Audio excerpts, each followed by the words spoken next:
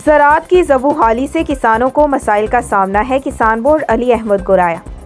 पाकिस्तान का शुमार ज़रई मुल्कों में होता है। ज़राअत मुल्की मुईशत में रीढ़ की हड्डी की हैसियत रखती है।